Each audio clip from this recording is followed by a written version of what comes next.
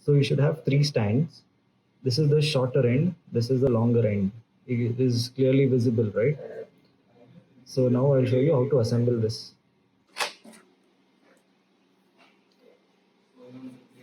Keep it like this, the longer end pointing in one direction.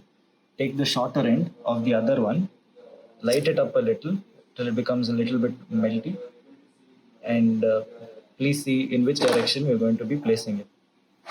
Okay. So the shorter end goes to the side of the longer end, and there is one longer end here, and then there is one shorter end here.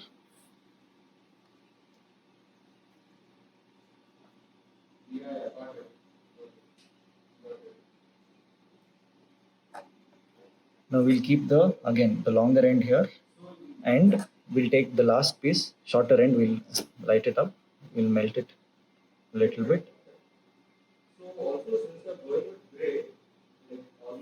and place it in this direction. So it comes this side.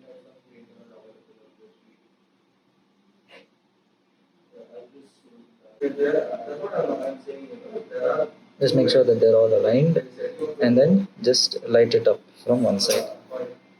That's it.